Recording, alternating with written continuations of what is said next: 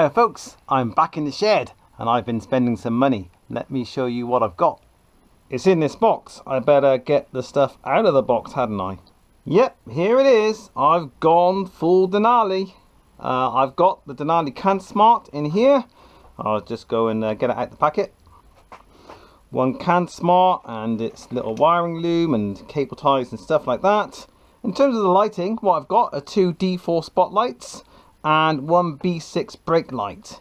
Now, I don't think I need any more lighting, but I might have a problem with the D4s. So I got this pair of brackets in order to mount the spotlights at the front, basically. Unfortunately, it's going to be requiring me to remove my camera, my GoPro 6 mount, which, okay, it's not a biggie. But yeah, they kind of plug into there and then come out here somewhere. Slight problem. These brackets basically are not compatible with the Denali lights. Now there are workarounds involving taking off a bracket at the bottom of the spotlights. Problem is the D4 is still not compatible with this bracket. It's basically too big. So the options are send these back and go for S4 lights instead, which are smaller and narrower at the back and will fit onto the brackets with a little bit of a finagling, or buy an extra set of brackets which should fit between the D4s and the mounts. That's what I'm ordering from Nippy Norman's, so these aren't going on straight away. I might switch them on. I might plug them into the CANsmart once it's all wired in and have a little play. We'll see how that goes. But today, hopefully I can at least get the CANsmart in place and wire up the B6 if I can work out how to attach it to the back of the number plate. So yeah, step one really for the CANsmart is I've plugged it into my computer in the house and I've updated the firmware and I've configured the software as well, which I'll show you that in a little insert clip.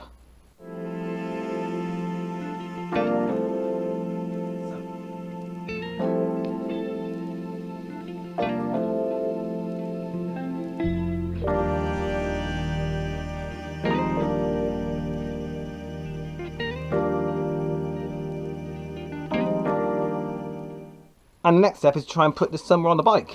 Now this unit needs to plug in to the tyre pressure monitoring system, and I believe that's this plug here, but I'm not sure.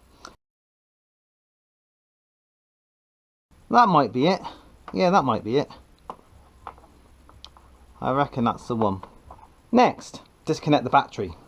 Now I've got, as you can see, an old Ultimate add-ons power supply which is feeding a USB cable up there somewhere, and it's always been not very good. Basically it doesn't provide enough amps, so like 1 amp or 1.5 amps, and it can't really charge a modern phone nowadays, especially if I'm using kind of navigation on the phone. So that's going away. In terms of other power, which I think I'll keep for now, I've got the DIN socket there, and I've got an Ultimate add-ons DIN adapter, so I can have 2 USBs there feeding power, and one's going forward to the camera down there. Any other power? Yeah, there's an accessory plug under the front of the bike somewhere to power the navigation unit, the Nav 6, the official BMW one. I bought an adapter for that, and that has got, oh yeah, there it is, I think a USB socket there to use, which I forgot about. I forgot I had. I haven't used that since the middle of last year maybe. Just rereading the sequence of events, and apparently the instructions would prefer me to connect the CANsmart to the RDC unit, or via the RCD unit, before I connect the CANsmart to the battery. So let's find out how on earth I extract that plug from the RDC unit. I think I have to take some bits apart to get to that. I reckon side panels have to come off.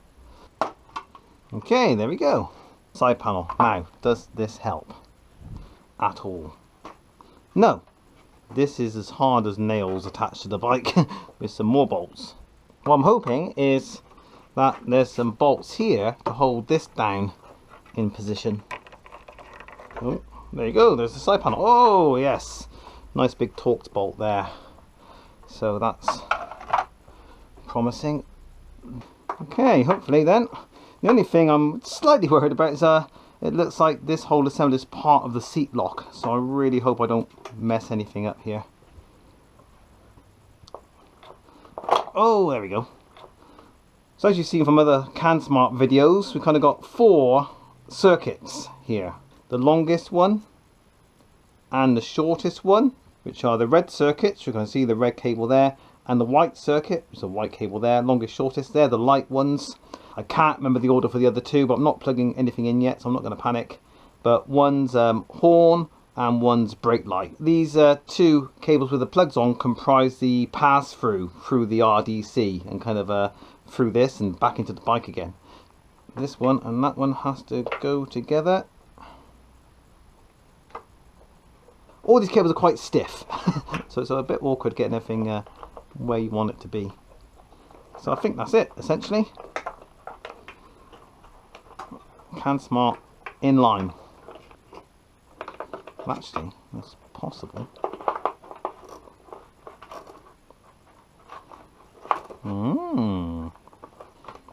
So I have got access to all 4 cables down there, but I think I remember somebody saying on the internet somewhere, don't have the CANsmart too near the ECU. So that could cause interference problems, so maybe that's not the best place. So maybe too close to the ECU there. What do you reckon? I think I'll go for it. What I might do is, once I've wired in the positive and negative, I'll connect the rear light and just see if it all behaves. Nice and tight. You're back on there. Right, so CANsmart is connected. It's now ready to add accessories, I think. So let's remind myself which one is the brake light line, which yellow circuit is the brake light. To connect the B6, this to the CANsmart requires this, which actually came with the CANsmart, not with the B6. Bosh! We are connected. Is it going to have enough cable to run down that? Yeah, it will do, I think. Well, I hope. Okay, so that's my first connection. So CANsmart's in, connected to the RDC, tyre pressure monitoring unit jobby, connected to the bike's battery. See what happens. No messages here, not that oh, hey, there we go, we got the light on. All LEDs lit, good, because if one of them had failed, I'd have to send it back. Brake light. If I just brake quickly and let off, it just flashes twice and then goes back to running. Not sure if I like the whole flashing thing, but we'll leave it be for now. Now the D4s, I just don't know whether it's worth fitting them or attaching them yet. Yes, it is. Go on. I'll have a little look. Now obviously they need to attach to an extension lead and then back to the CANsmart, but I'm not going to bother with the extension lead yet. Hey, look at that. Nice. When I flash to pass, whoa, there we go on the ceiling there. I like, oh, there's sorry about that. You flash 3 times and it strobes. I'm not convinced about that either. So I'm not sure about that function. You can turn it off in the configuration software, but yeah. The thing I like is it reacts very quickly. There's no lag between pressing the flash button and getting the light. So let's see how the light reacts to pressing the horn. Nice. So everything's working. I just have to get it all fitted, get the cables routed, and we're going to be lighting up the roads, baby.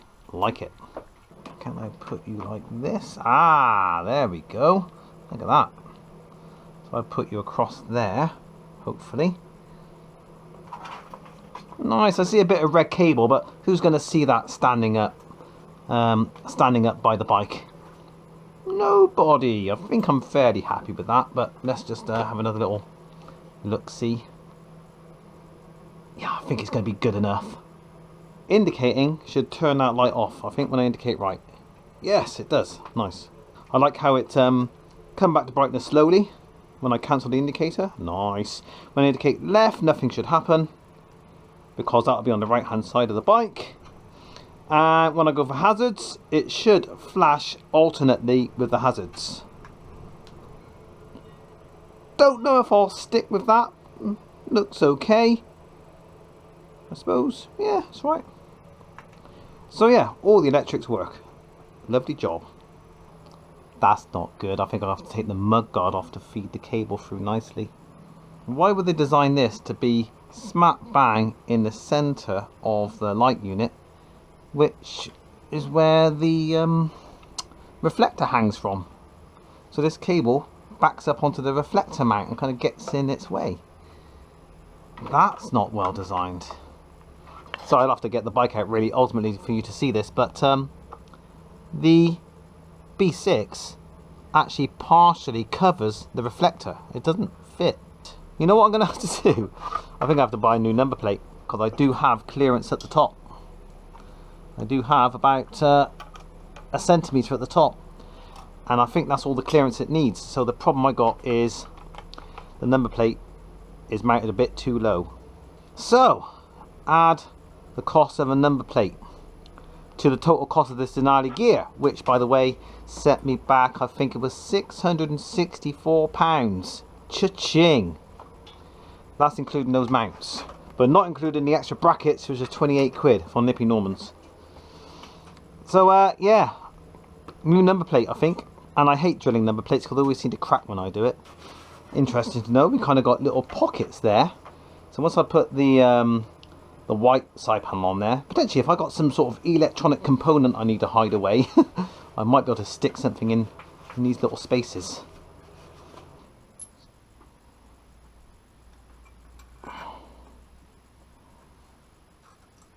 So there you go, one mount. Just can't really fit the D4 on it yet. So the question is, how am I going to mount the light? I've got the choice of going down or up. I think I prefer up. Let's get the D4 and have a look. That looks fairly, from here anyway, fairly inconspicuous. I thought it'd be a lot worse looking there, stood in that position. Obviously I could go that way instead. Oh no, that does look like it's hanging out in fresh air like that. But up against the fairing, and I don't think it will touch the fairing on the side. That is pretty much exactly where I wanted it. And the lens is in the right orientation already, so you've got the hybrid lenses at the bottom and you've got the spots at the top, and that's how it should be. If I had the light mounted downwards, I'd have to take off the lens, flip it and bang it back on. So when I eventually get the brackets that I need, the adapters to put these things together, then we'll be golden. The nice thing about these mounts is that they're better for people with OCD. Now what do I mean by that? Well, some light mounting solutions fit on the crash bars of your boxer engine. Thing is, you can see maybe from here, that cylinder is good, I don't know, 2 centimeters, an inch further forward on that side than it is on that side. So the crash bars down there are further forward than the ones on that side. Most people know this already about boxer engines, but for some it's an unpleasant surprise when they mount their spotlights. They have a look around the bike and they realise one's further forward than the other, and it hurts them right in the soul. But the good thing is, with the light weighing down on it, there's oh my god, look what you can do. I can bring the whole thing up. I've destroyed the paint. I do apologise for the next owner. Shouldn't have done that. Wow, I've ruined everything. Yeah, a little bit of touch-up paint's going to be required there. Now I have seen some videos, several videos, and I've subscribed to the channel of A Bike Thing. He's a reseller now. I think he's a distributor now in the UK for Denali gear. And by rights, I should have gone to him for all this stuff, because his videos have been really helpful. But when I priced up the stuff I needed on his website, and then priced up the stuff from Nippy Norman's, the same gear, the same stuff, exactly the same items, same basket, it was about £60 more expensive from A Bike Thing than it was from Nippy Norman's. So Nippy Norman's got my money. Thereon, I've just got to get those brackets to get me the D4s. I'm really looking forward to getting the D4s on now, because I thought they were too big when I got them in my hand, but now I see how they're going to sit. I reckon they're absolutely spot on. New number plate, so I can have a go at the B6 light. And obviously when I get the D4s in, Now I've got to run the cable all the way back to the CANsmart, so this stuff will be coming off. This stuff might be coming off, but might tackle that tomorrow. Hi folks, I've had a harebrained idea. Now I need to take the number plate off my bike and basically lift it up 1 centimetre to allow me to fit the B6 light underneath.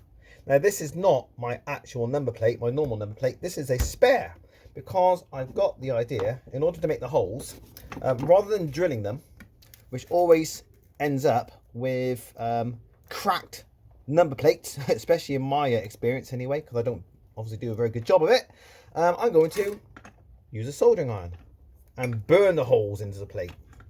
Now I need an extra 1 centimetre of clearance. So this is just eyeballing, because this is just a test piece. Oh, look at that. Look at the hole. Let's go all the way in. I hope you can see that. Best not breathe in.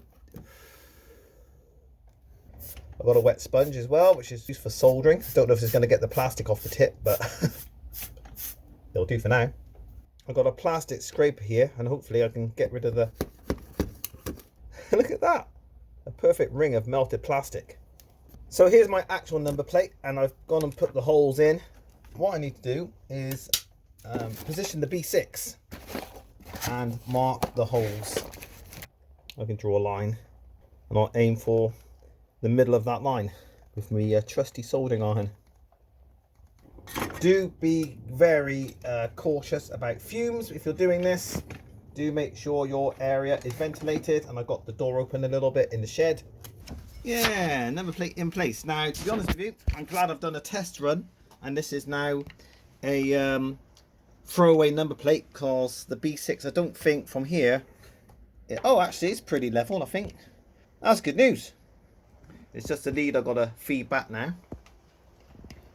And that's going to take quite a bit of work, because I've got to disassemble the underneath of the mud guard. So what I'm going to do while I'm at it is I'm going to take away the pannier racks, because the only reason I use them is to mount cameras. I haven't got panniers, and I don't plan to buy any. Take them off, save a tiny bit of weight as well. When the mud guard's out the way, I can get into the top bolt for the pillion hanger, because that was quite hard to tighten, I think, if I remember rightly, with this in place. So I'm hopefully doing things in a different order this time. A slightly cleverer one. Oh, I just had to pull harder. It's off. Excellent. Pure unrestricted access up there. There you go. That's what we're talking about. So I'm sure I could do a Mark II of this at some point in the future. But just for now, give that cable half a chance of a long and happy life. Yeah, that's more like it. Little spacer in there. So I can do a better job one day, but it'll do for the moment.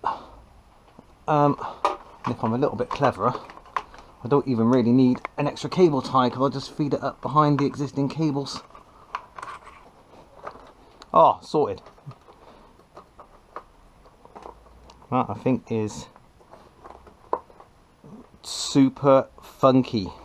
Now, I've buttoned everything back up, but does the light work? Maybe I should have tested that before I finished. Yeah, we got our lights. Excellent. I don't think I like the flash, because even if you flash, or if you brake lightly, not for a long time, it flashes twice, and I'm just not a fan of flashing. I wanted extra light to make me more conspicuous. And I know, I'm more conspicuous now. I will be turning off the 3 clicks on the passing light to do that strobe. I don't like that strobe. It's just obnoxious, and I think it'll just annoy other road users. Don't like it. Just normal flashing will do. I mean, why do I need it to strobe? I'll just flash a few times with these lights. People are going to see me. I hope. So you can see from yesterday's video, I got the light on the red circuit. That'll be the left-hand light here. So that's the longer of the 2 cables, and the white circuit, which is the shortest cable, that's the right side light. Brake light, yellow circuit, was already connected. Accessory, so basically I'm not doing anything with that at the moment. And yeah, for this circuit then, so that's California legal flashing, whatever that is, 4 flashes. Let's put it on braking apply continuous. Yep, as you can see, I'm just holding the foot down and it's just continually flashing. I wanted to know whether that flashed at a different rate to the California one. No, I don't think it does. So yeah, I think I'll just have it on solid. The main reason I wanted the B6 was because with a top box on, this light just has less area to light up. It's less visible basically with the top box on. Not by much, but by a reasonable amount, and it's not a very big rear light, so I just wanted more light. I don't want flashing on engine braking at all. Flashing emergency stop seems reasonable though, so that's okay. Okay, now here's another thing. Strobe when horn active. So at the moment you can't see it. Oh, I think I'll have to put the D4 on to demonstrate that. When I press the horn, the D4 flashes immediately. So when I let go of the horn, the flashing stops. What I've discovered in the settings here is there is a delay. So what I'm hoping is that if I put a half-second delay in there, or you know, a few tenths of a second, there it is, quarter of a second actually. What's the highest one? Half second. So what I hope would happen is I press the horn, after half a second it starts flashing, and then when I let go of the horn it still flashes for another half a second. So that initial beep of the horn gets people's attention, and by the time they look, my horn might stop beeping, but there'll still be a bit of strobing going on. So I've set up this delay. So before, actually, I know it's a bit slow to do this with my trackpad, but let's turn that delay back off again.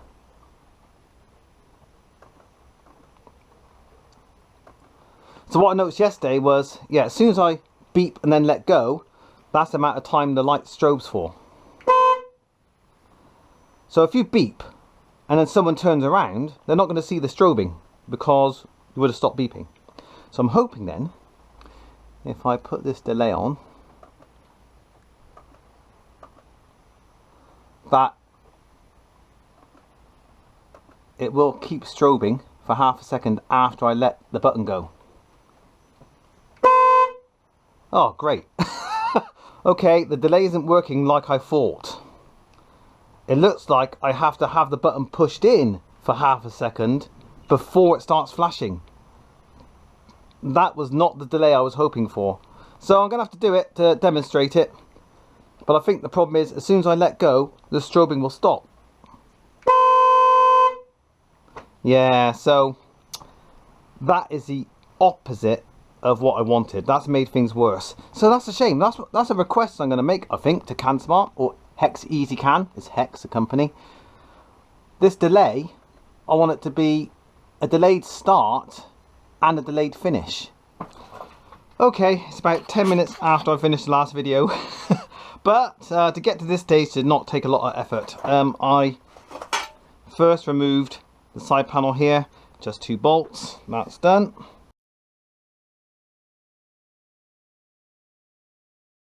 Then the main plastic panel. So you got 1, 2, 3, 4.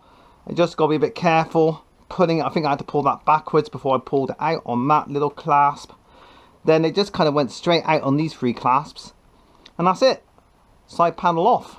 There's kind of 2 cables coming off this, so one's got to get tucked away in here somewhere, and I'll tape up the end to protect it. I'm not doing a Steve from a bike thing job of cutting that cable up and redoing it. I'll just have to find somewhere to tuck away the excess. Maybe in that little pocket that I discovered inside behind this cover. We'll see. Alright, yeah, so I've managed to get the cable behind this black plastic panel and the frame, so I can go up along this way, I think, towards the back of the bike. I can cable tie to the bar down there, maybe cable tie to the frame about there afterwards. Keep it out of the way of stuff. Got the fan back there on the radiator, just want to be wary of that I'm nowhere near. So I can probably make the connection between the 2 plugs here, because there's a little bit of space here.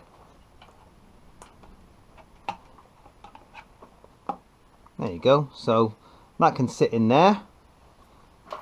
This can, the Y piece looks like I've got a little bit of space to hide the second cable in there. Well, that looks kind of neat. Disappear. There, you can barely see a thing there if I've got that in that position. So I'm fairly happy with that.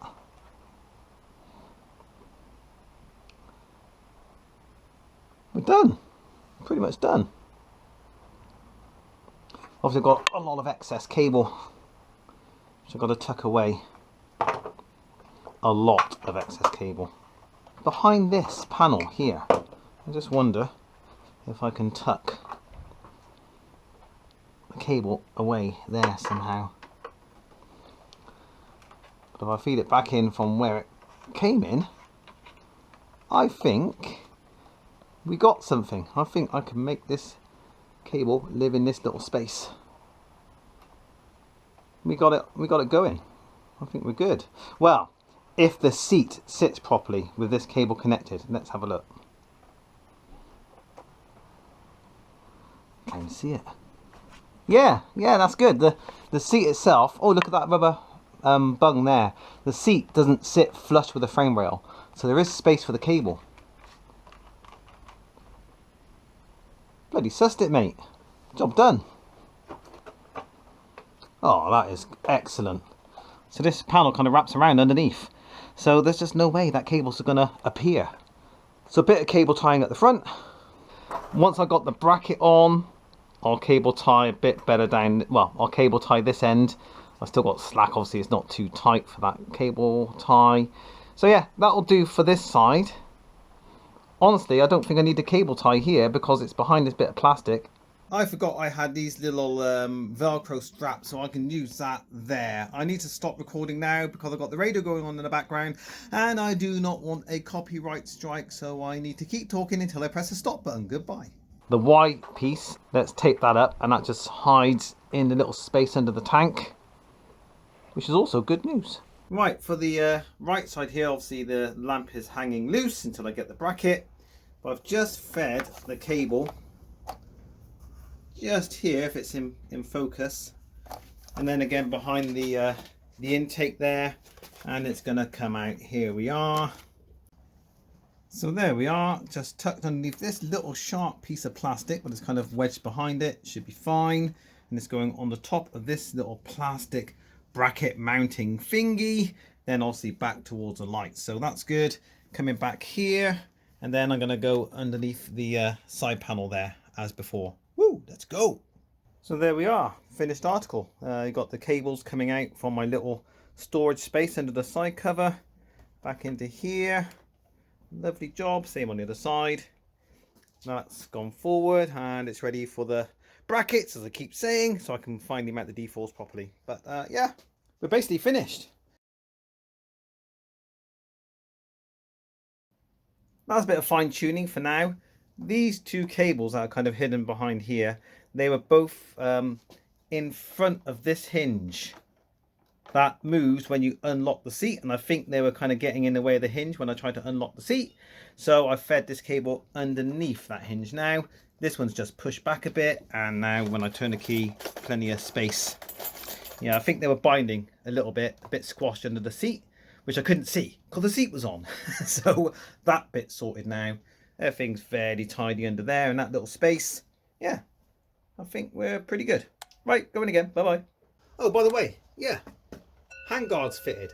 And that's only possible because I spent £200 replacing the garden gate with a wider one. Yeah, with these handguards, I've added an extra, maybe, I don't know, overall about 1.5 inches to the width, 3 centimeters or something. And I've made the gate about 2 to 3 inches wider, so it's a pretty tight fit. But now the bike gets through with these handguards on, so finally I can have them on all the time. Excellent stuff.